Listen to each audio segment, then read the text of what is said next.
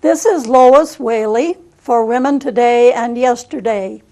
Last week on October 26th, I went to Columbus to the Clintonville Women's Club and taped a session put on by Action Ohio Coalition for Battered Women. They have an annual panel discussion of some sort, and this year the subject was confronting the issues of sexual assault.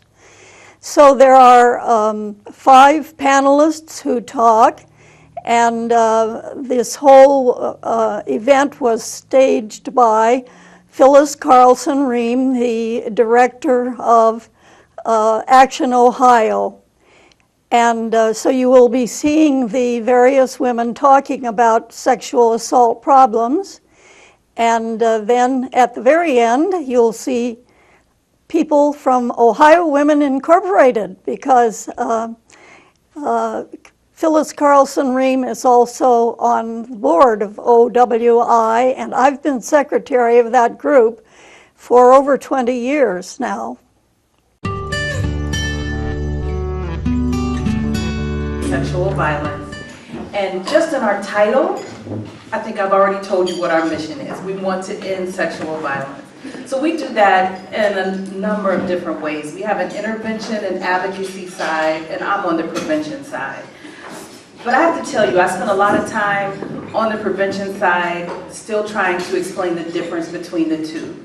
And if you don't look too closely at it, there really is no difference. You can't do intervention without prevention.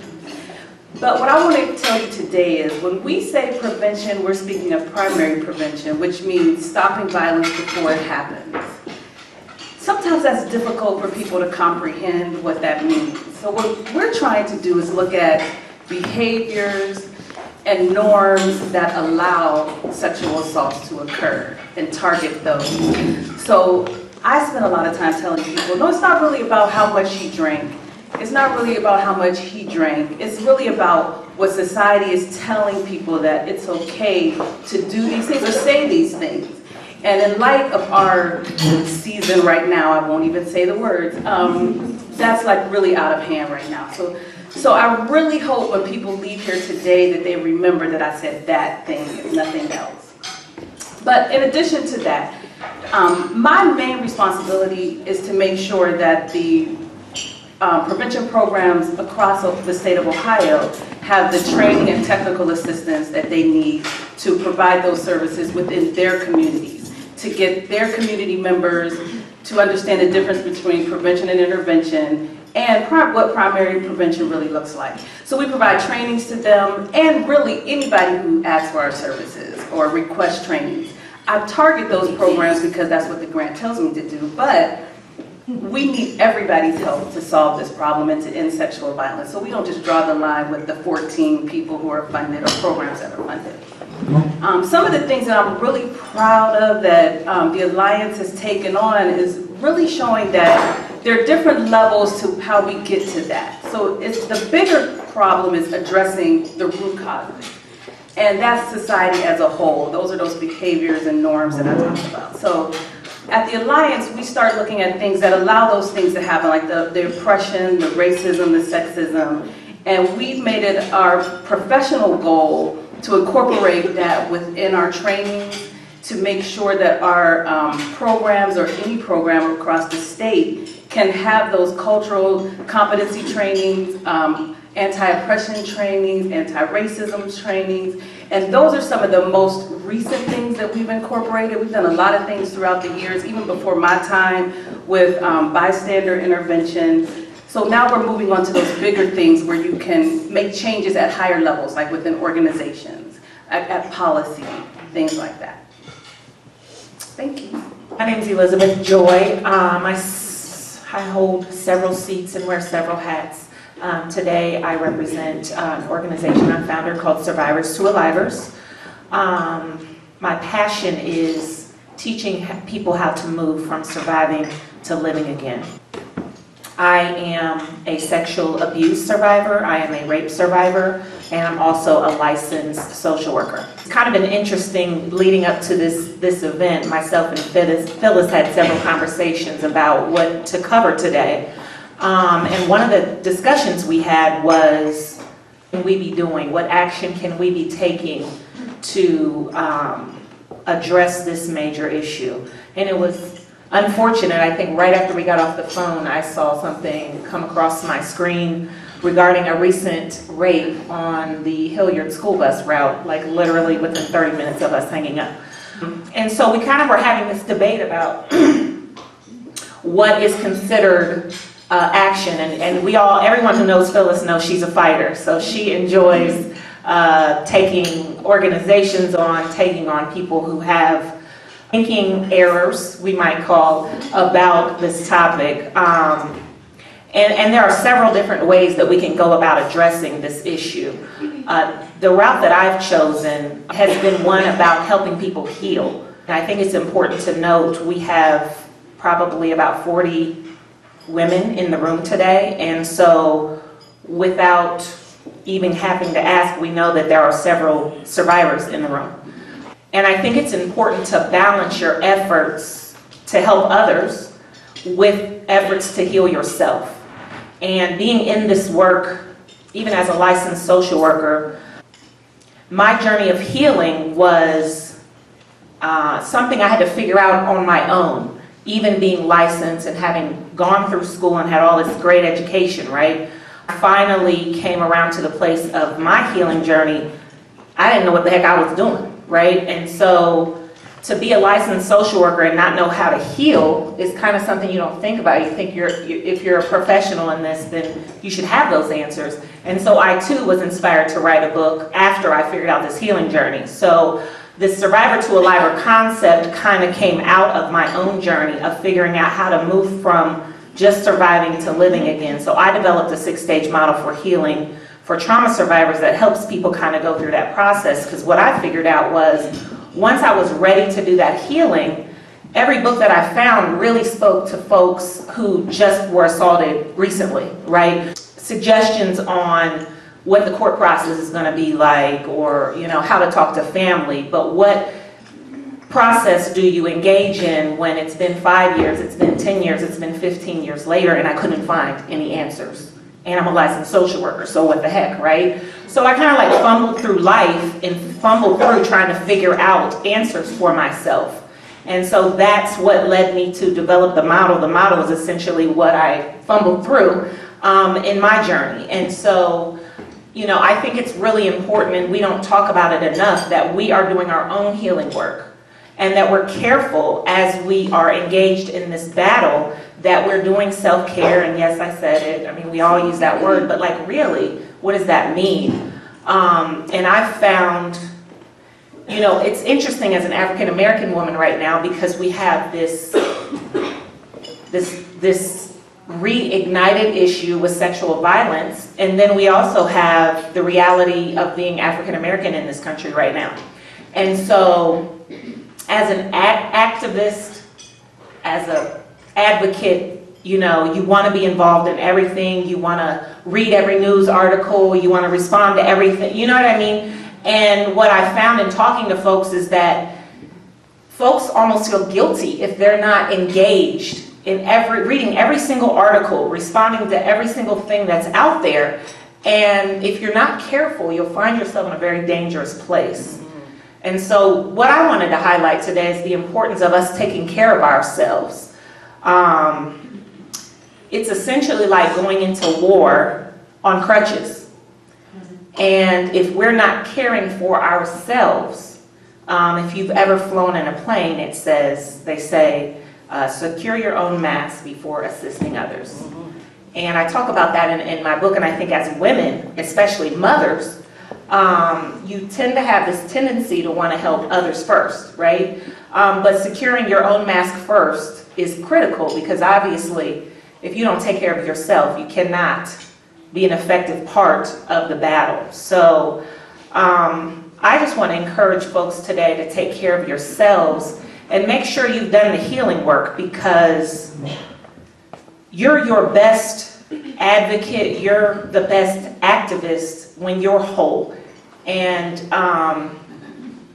those of us who do help work, you have to be really careful, because that starts coming out. Any of those voids that you have in yourself, any of those wounds that are not healed start to come out in the work that you do, and your work is less effective.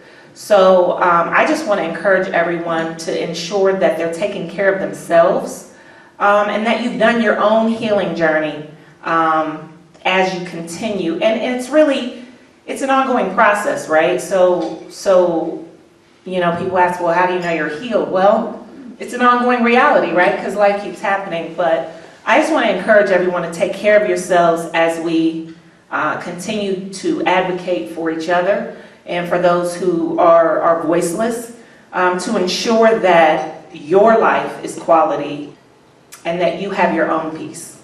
Thank you. I'm Crystal Martin, and I'm currently with the Mount Carmel Crime and Trauma Program, and we offer free counseling for any victims of crime or trauma.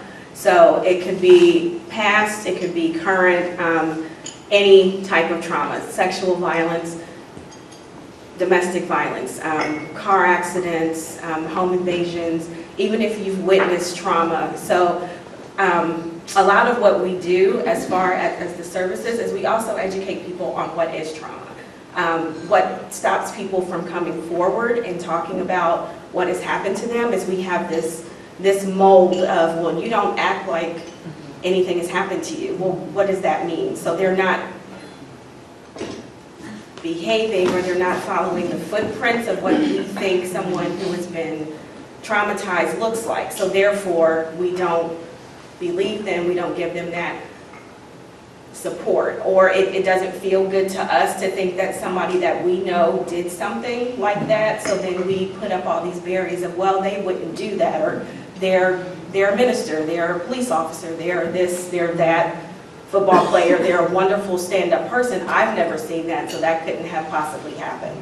And so helping people understand like what is trauma and how that may look on someone else, and also helping people understand that if anyone comes to you, your first obligation, the first thing that you can do, believe them.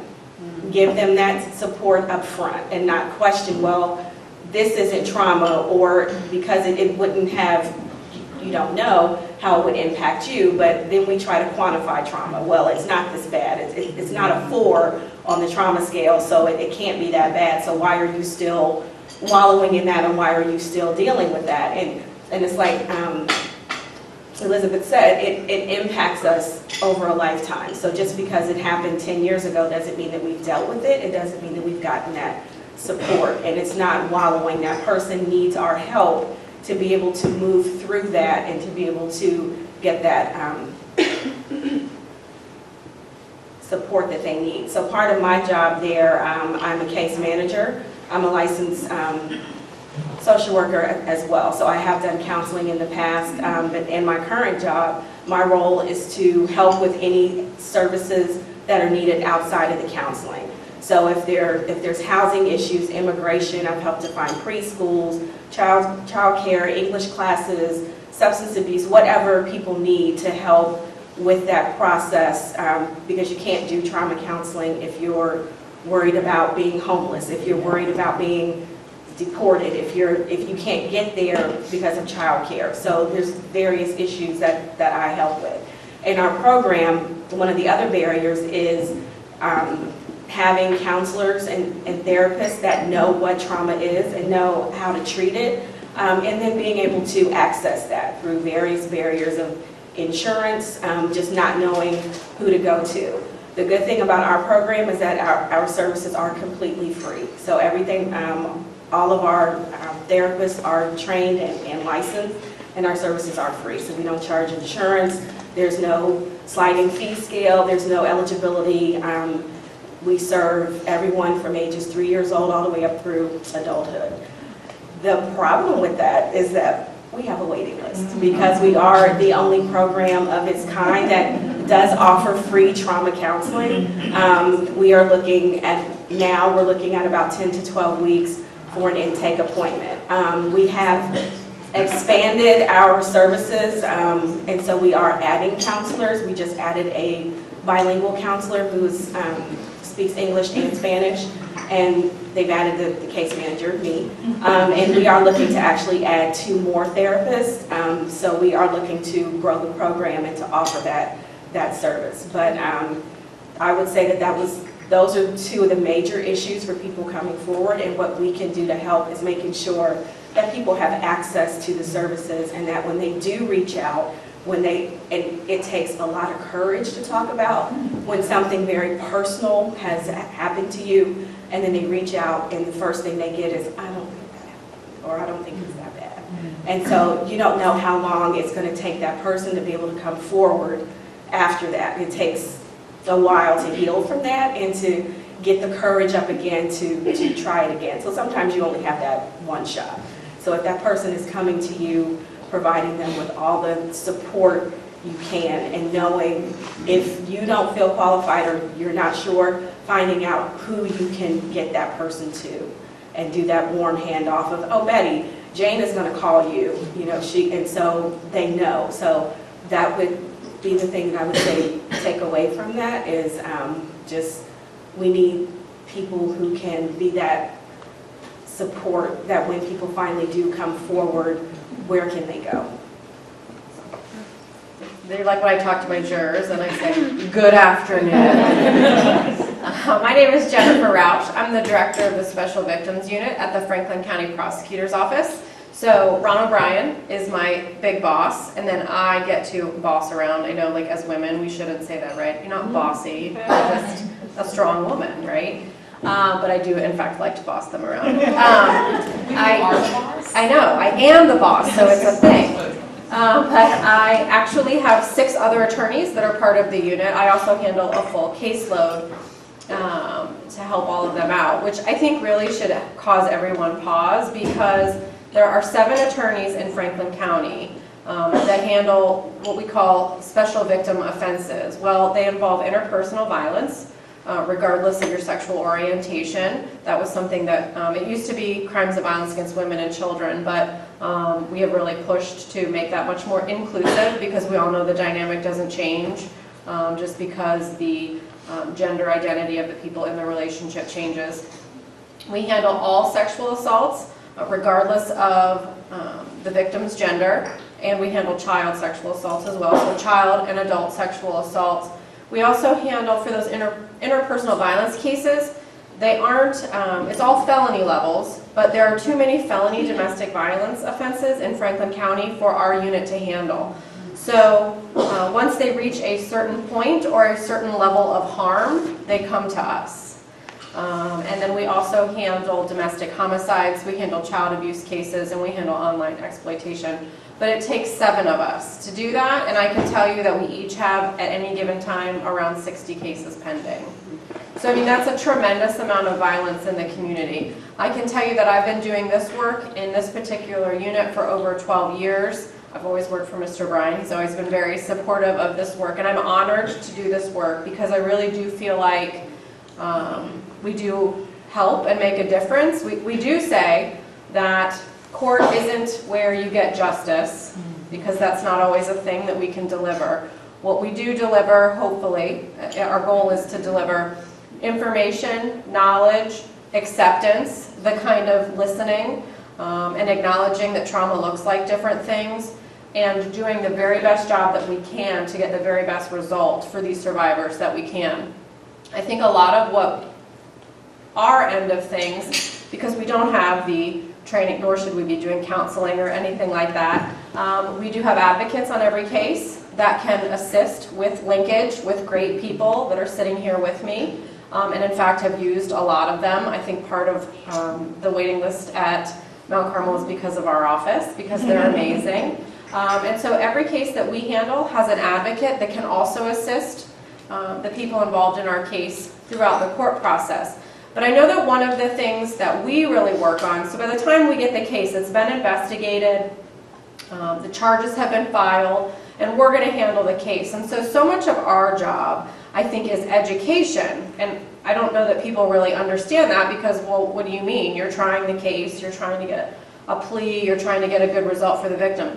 But we have jurors that come in, and those jurors that come in for trials are frighteningly unaware of what goes on. They're frighteningly unaware of the dynamics that we see all the time in sexual violence and domestic violence. And so much of it is us educating. And if I can educate jurors and get a good result on a case, then that's wonderful. That is my goal. If I can educate a juror and one of them goes back and talks to somebody else and talks about their experience or what they learned, then that's even better. And so much of what we do is explaining how one witness is sufficient to believe anything. As long as you believe this person, that is sufficient. And there's actually part of our jury instructions. And I could probably stand up here in my sleep and do that educational piece with you because we do it so much. And we educate the jury on where do these offenses take place. We educate jurors on trauma responses without using that kind of language. We point out their daily experiences, and sometimes I'll use an example like, you and I are in a car accident. One of us might be hysterical and the other one is acting very differently. Does that mean we both weren't in this car accident? No, so we use these kind of day-to-day things that jurors can relate to and kind of sneakily educate them on trauma responses and things like that. And so much of that, I think, our job is a lot of education.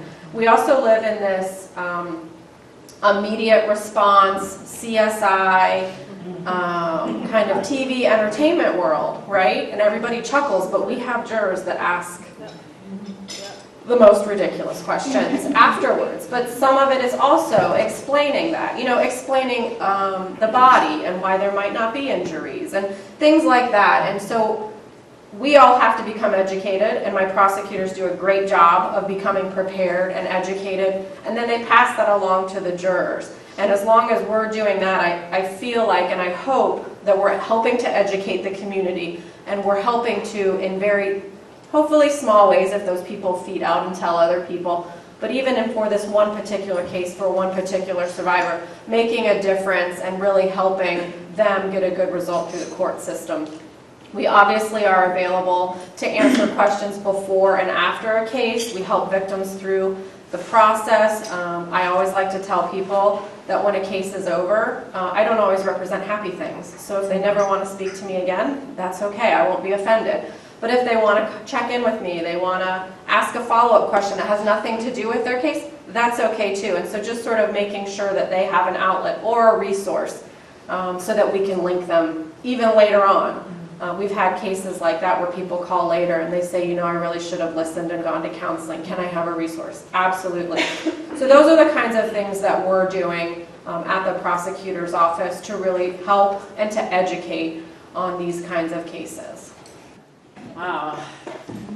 And I was just thinking as it was coming to be my turn that it's like, dang, don't you feel really just impressed and honored to be around so many influential, passionate, powerful women speaking today?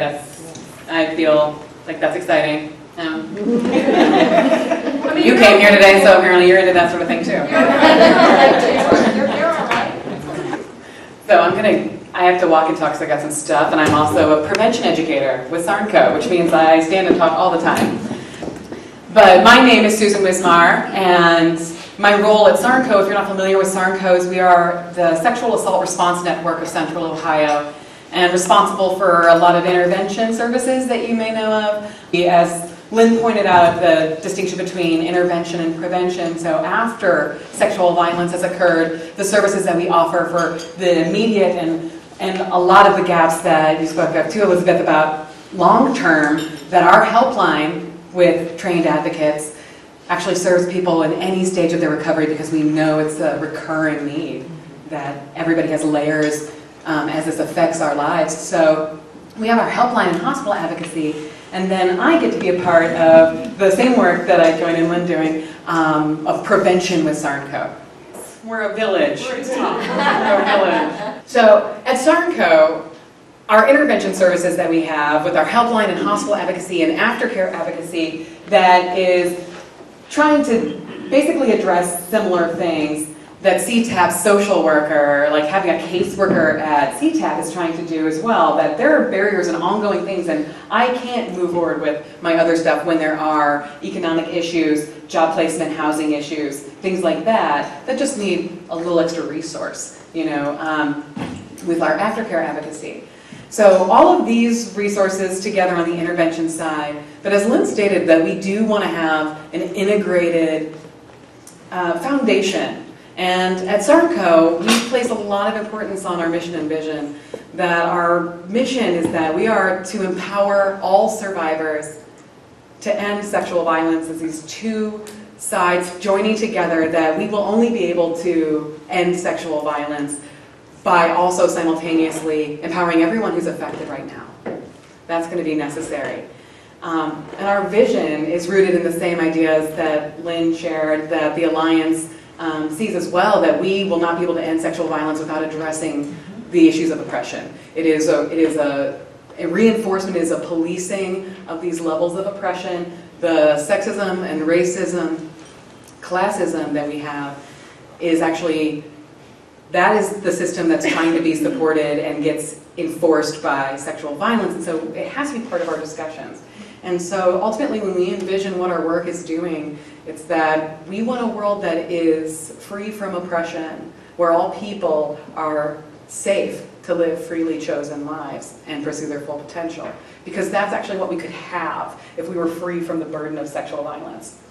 And I don't know, asking you a very important question, and one of the things that we battle a lot, I keep mentioning Lynn because of our prevention focus all the time, is persuading people that prevention is possible.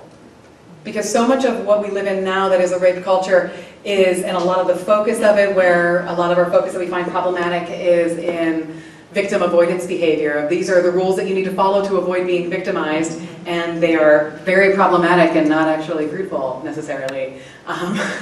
And it places all of the attention on, there's one active agent that we are ever considering in acts of sexual violence, and it's the victim.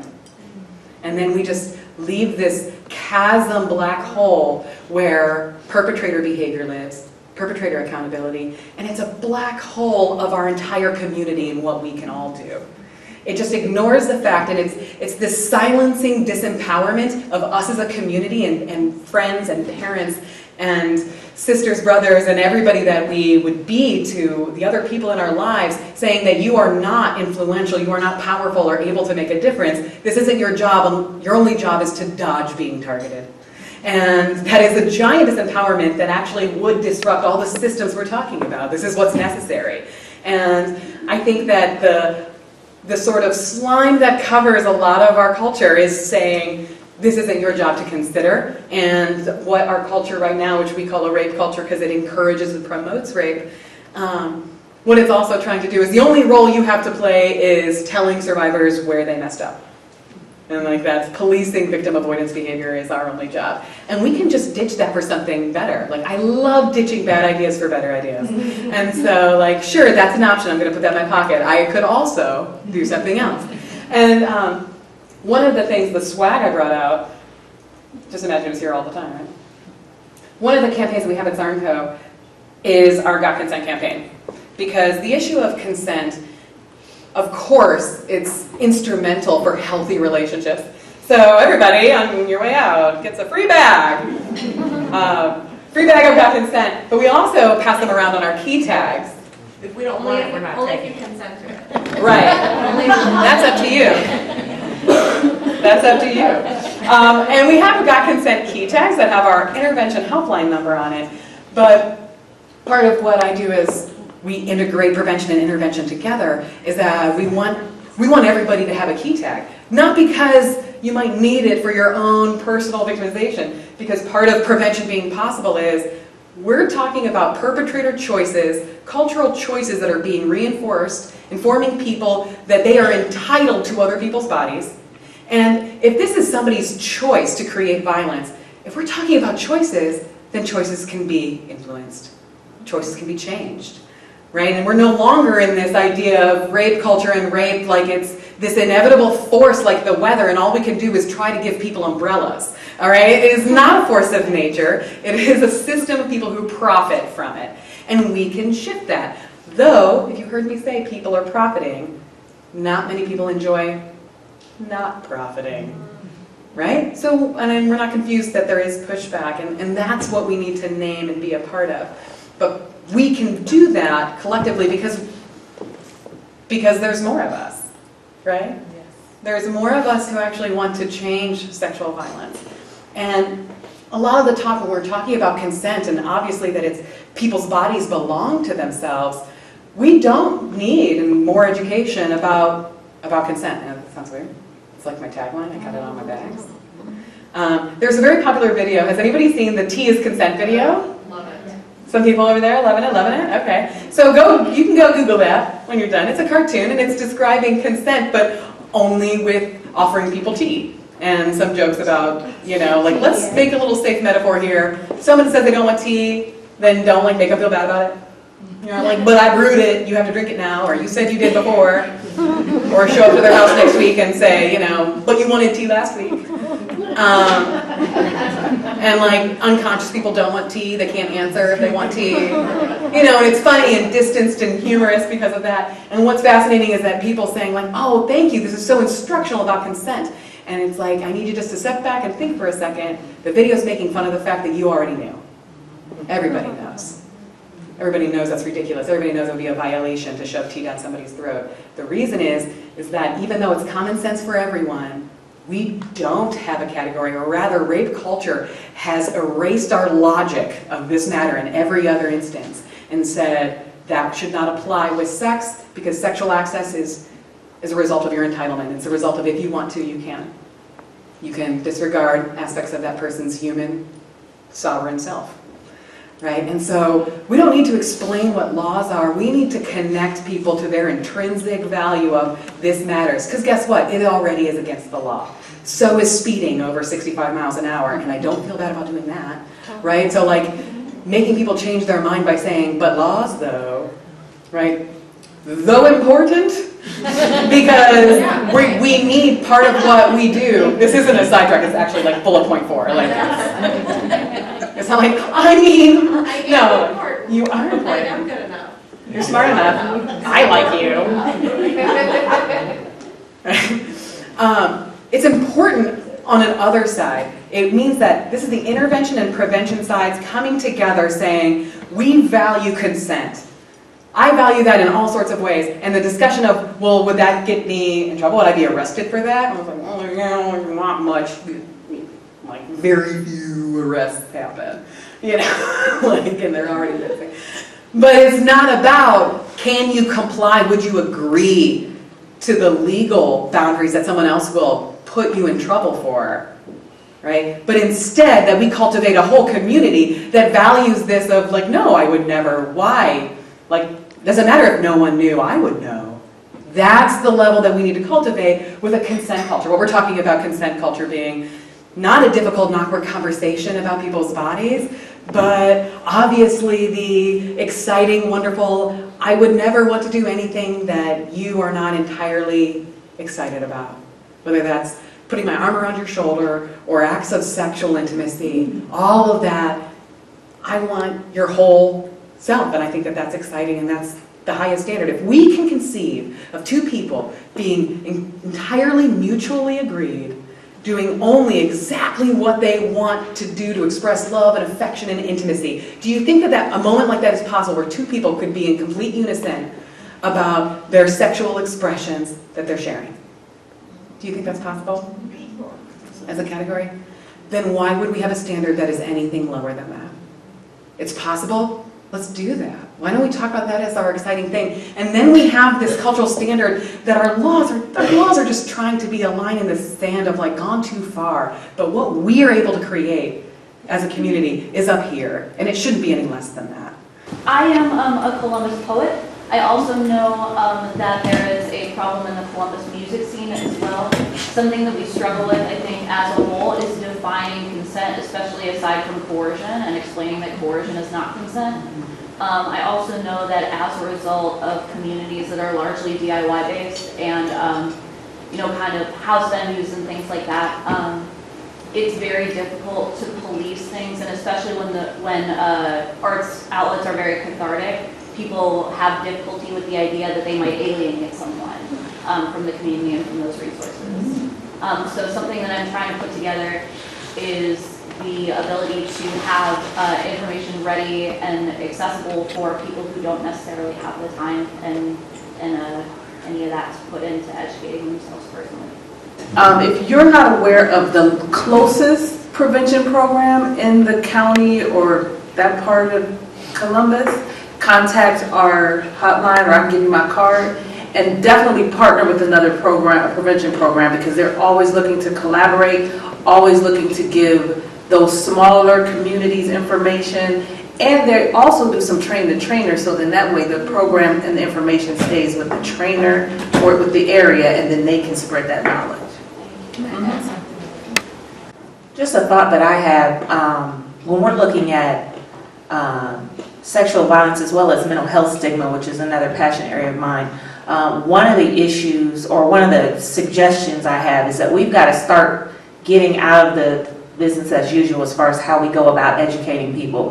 We got to meet people where they are. So when I hear you say that, I think art party, art something to where you mix in education with what folks would already do. Because like you said, to sit down for 45 hours, most of them are not necessarily going to do that. But if you can do things that are already of interest to them and sort of thread some educational pieces, it's going to take a longer amount of time, but you got more likelihood for buy-in. So that's sort of a suggestion I have, rather than, plan this training where people come and then, 5 people show up. You know what I mean? So meet them where they are, make it fun, make it something that's interesting to them. I don't know if people would be willing to, if you had enough of a group that would be willing to go out on a limb like this, but along those lines too, even have an event that is supported solely by survivors who are willing to share and have it be on this continuum of what is force, what is consent, and have kind of, if they're willing, again, that requires people to put themselves out there, but that would be an even more kind of in-your-face event. But I love, that's a great idea about bringing it into the events. I really like that. We did one of those. It was very poorly attended, which was disappointing. What about having an artistic contest or poetry or whatever regarding the subject and bring it to your language, you know what I mean, but open it up to that? I could imagine the pictures or the writings that could be about this topic that would be so influential. I think it's a little bit of a, No. a tack on for, like, if there is active stuff going on, then these spaces need to be safe, and safe spaces are not created by saying safe space, okay? Like, they need to actually be safe spaces. Women that are abused are in constant conflict. They have a happy face and they have a sad face. The public sees the happy face. When they go home, the sad face comes into being. And that's the whole irony of being a victim of domestic violence, is that you keep it up for as long as you can, because it's not a happy subject. It's not something that you're proud of. But what I want to talk about just briefly is the connection to mental health. It is so easy for the victim to become the perpetrator at the right or at the wrong moment with the wrong stimulus. I'm educated, I'm smart, I know right from wrong, and all of the right input into me. But on any given day, a victim can say, I've had enough. You're out of here. That's a mental health issue, because it's been brewing, it's been cultivated for years, and then it becomes a lose-lose situation for the family. So somehow or other, we have to do a better job of connecting that mental health conflict with women to, hey, if you care about your life, you got to get out of here soon. Criminalization. And I would say, as a therapist over the years, I've seen a lot of victims misdiagnosed, because what they're coming in with, if somebody is not looking at it through a trauma lens and they're strictly looking at it through medical lens of what is wrong with you, they're going to come up with this bunch of symptoms, and then based on these symptoms, give you a diagnosis give you a label and more than likely give you a bunch of medication. And so we're not really getting at the issue. So what we're seeing are symptoms, but it's really coping strategies. It's how people manage. It's how your brain and your body are meant to function to keep you safe. So people do a lot of things to mask their symptoms, to be able to put that face on. So I may keep a flask so I can, calm my nerves, so I can put that face on, and then I go home and I drink 3 bottles of wine, or I, take whatever, or I overeat. I mean, I may do a lot of different things trying to cope, and we just look at those symptoms and we're like, oh, they're bulimic, oh, they have a substance abuse disorder, oh, they're bipolar, I mean, they're borderline personality. I've seen that over the years, and once you strip that away, and my lens is trauma, so I look at it through a trauma lens, and then what's left, we can figure out whether that's really substance abuse, mental health, but not having that trauma lens is where a lot of people get caught in the system, and that's where they get labeled. Well, maybe it's got to go to physicians. For years, hives on my hands, breaking out, bleeding, symptom of stress. And after I got out of the situation, it's gone. So maybe it's the medical community that needs to be in this conversation. Well, I very much focus on that in my book, educating folks on understanding, and a lot of folks, it's childhood trauma. So you've had this trauma, you've had these realities for so long that you think this is you. Like you really don't even know what's, quote unquote, your norm is very, very skewed. And so I talk too about the facade, the effort to create, and we live in a society that makes millions and billions on assisting us in creating the facade. The way we dress, the cars we're driving, the house, we're going to go get a husband, we're going to get a car, a really nice job. And so folks are spending a lot of their time creating and maintaining the facade rather than going through the healing journey. And so empowering people to know that healing is real, because what I've encountered as a therapist over the years is a lot of people, first of all, not even realizing, like you said, what the symptoms really are, and then 2, not believing that either A, they deserve better, or C, that they can do it, that there is a better life. And so I agree with you completely that identifying those symptoms and being able to connect the dots, because people aren't able to identify that this reality has something to do with this, and how do we educate people themselves so that they can know that the reason why you've been in this type of job over and over and over again is actually connected back to that. And that's what we're doing in a therapy type of role, is helping to connect the dots of how did you get to this place, whether it's symptoms or behaviors. And as you said, the acting out piece, where for myself, I should be in prison. I've assaulted so many people in my adulthood. Used to, y'all, I'm nice now. This was years ago. But that was like a reality for me. And at that time, again, I was a social worker back then too, on my off hours. But just your reality becomes coping, and it does become dangerous to yourself and dangerous to others, which is why I was saying it's so important that we do that healing work, because we do become, and when you say perpetrator, it may not be that I actually go physically harm someone. Perpetrator is the backbiting that women do to women. Becoming a perpetrator in just the negative energy that you start to carry, and your pain body becoming so big and heavy that your darkness when you walk in a room. So it's when you say perpetrator, that can mean a lot of things. Just in parenting, you see trauma coming out in how folks parent as well.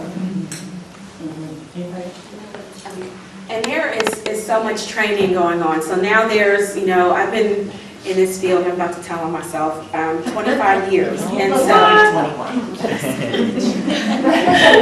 but for 25 years. And so, through child welfare, the educational system, juvenile justice, there was no acknowledgement of the impact of trauma. So we had all of these kids, all of these people who had these extensive trauma histories, but we didn't do anything with that. So we basically took the information and put it in a file, and then we did whatever it was that we did, whether it was sentence them or, do whatever. And so now, over the last, I would say 10 years or so, there's an awareness that, oh, what happened to people in childhood, if you traumatize them, if you hurt them, if you don't take care of kids, you don't meet their basic needs, this and this and this will happen. So there, it's starting to, people are starting to get on board and kind of understand that. In the criminal justice field, in the medical field, in the educational field, you have, all of us here are from different disciplines, and we're all here at the same table. So people are starting to come together, and they're starting to understand that thread of trauma throughout all of those systems. Like, we may touch the same family, just we have a different piece of the pie. But if we're looking at it through a different lens and we're not on the same page, that family is going to be pulled this way and that way. And so we send them all over the place, and they're running around, and then we can't figure out why they can't work a case plan. You're not doing it. It just doesn't make sense. And so now I think people are starting to get on board, and we're starting to speak the same languages. And there's conferences that you can hear about. Trauma-informed care is the latest buzzword, right?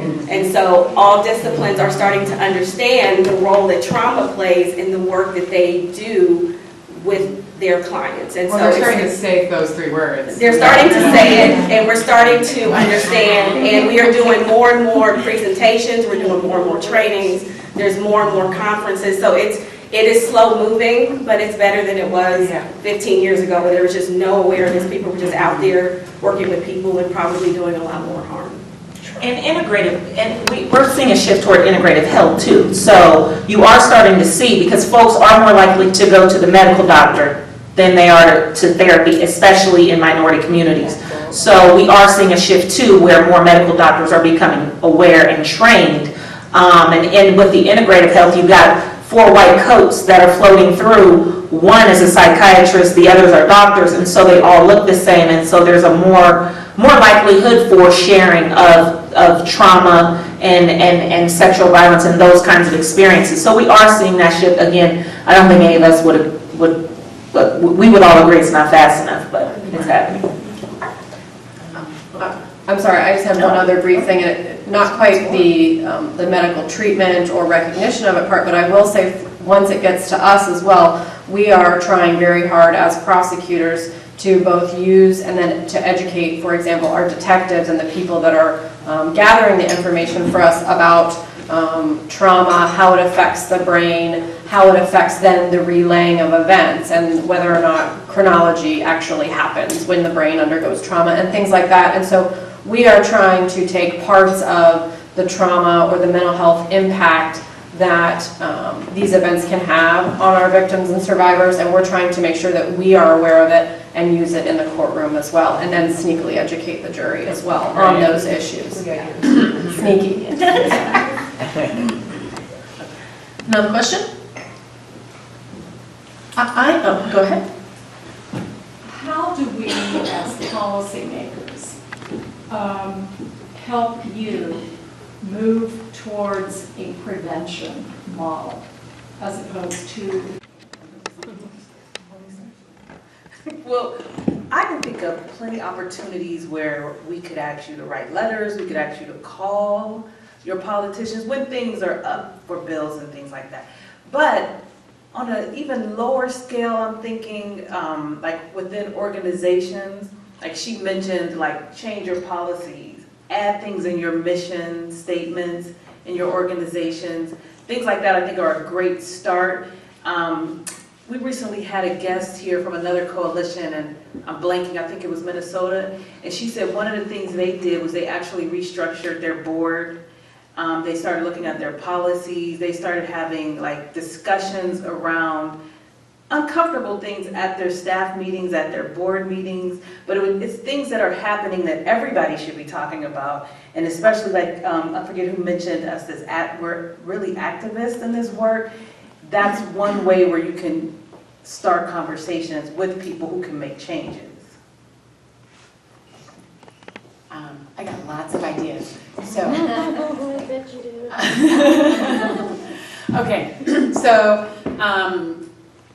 sexual violence is kind of like, what are the issues, or like human trafficking, where those are like buzzwords that we like to toss around, or like we do want to help about them, but then I'm over here doing prevention work knowing that people are having these standards, which is important because, as I said, it's like the two ends, the bookshelf, like book, what are they called? Book holders? Bookends. That's a great word. It's a bookends holding it together, saying like we do not support this behavior from an outset, and then proving we mean it by holding it accountable. So incredibly instrumental that we have both of these going on.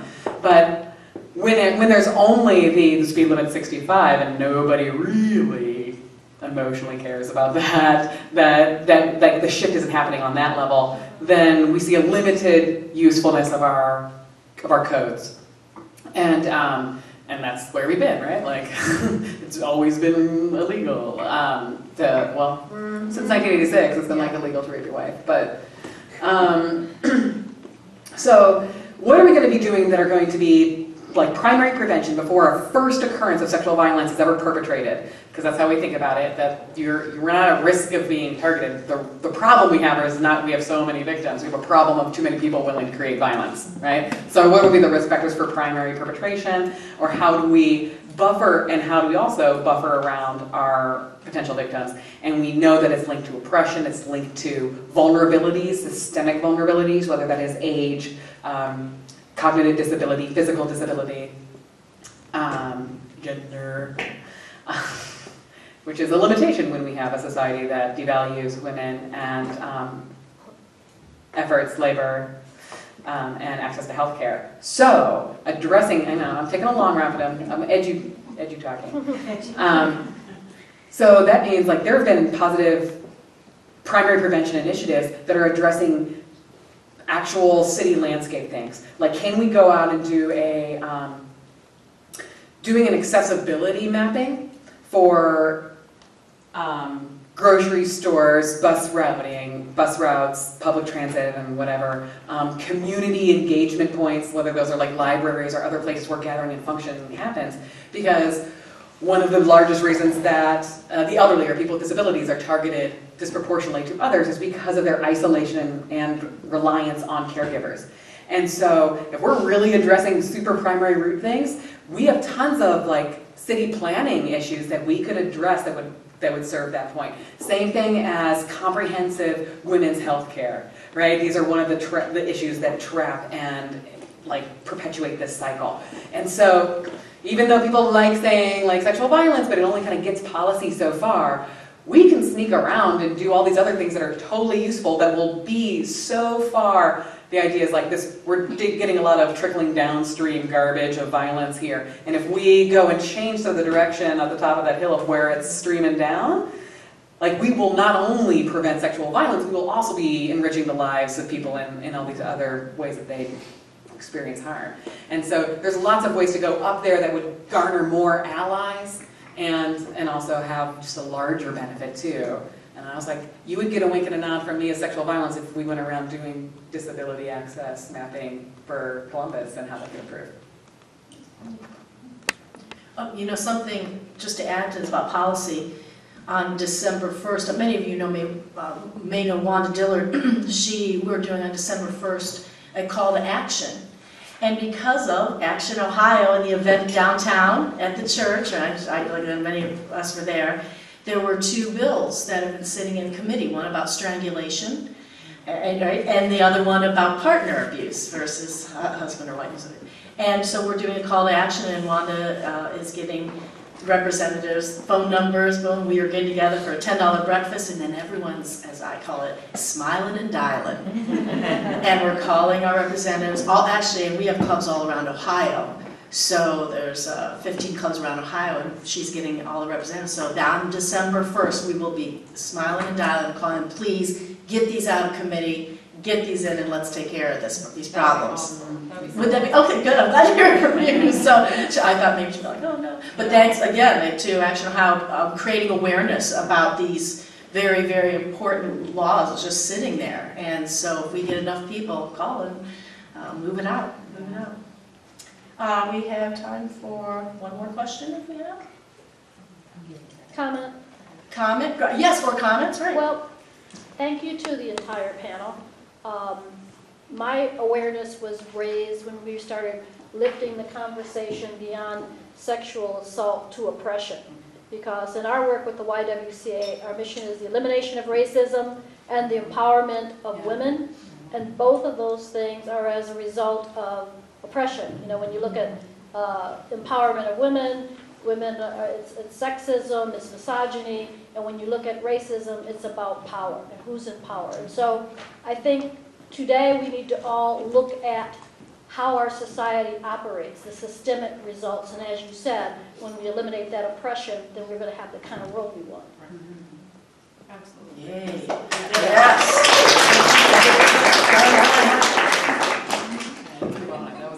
Okay, I think we're bringing up.